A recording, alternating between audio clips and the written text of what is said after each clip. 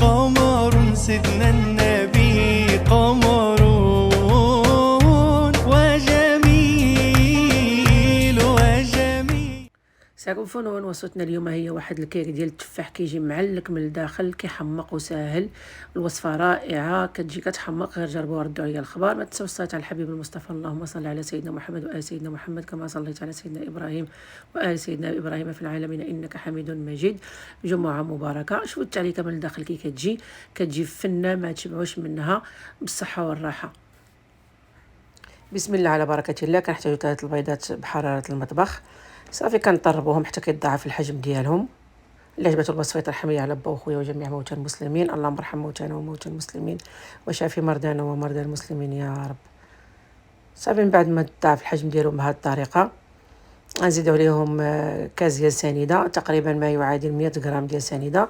اذا لكم الحلاوه زيدوا كثر، انا كندير كاس ديال العنبه هكا ما عامرش، كندير 100 غرام. صافي غنخلطوهم مزيان. غنزيد كاس ديال الزبده دايب، ولا ما عندكمش الزبده ديروا الزيت.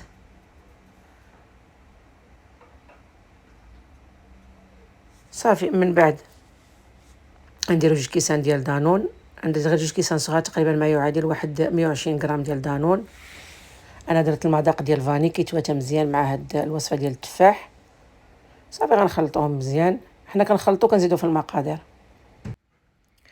دابا غنبدا نزيد الدقيق بشويه بشويه. هي كتهز 2 كيسان ديال العنبه ما يعادل 200 غرام ديال الدقيق. انا بديت كنديرو غير بشويه بشويه بالمعلقه.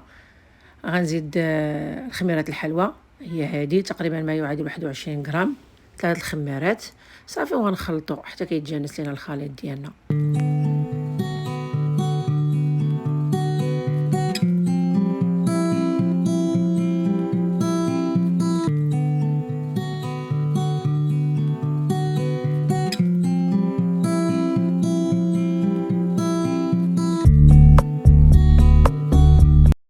من بعد ما خلطت الكيك ديالنا غنزيد واحد 2 معالق كبار ديال الحامض معصر.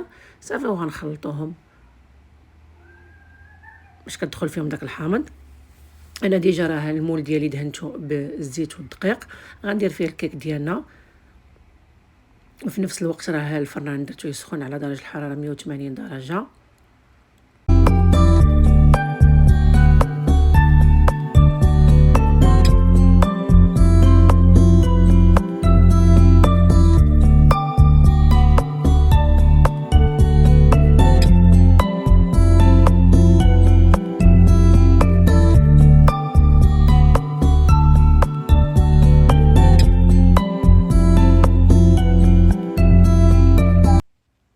صافي دابا غنبداو نقطعوا التفاح ديالنا. قسمته على 2، حيدت له داك القلب ديالو.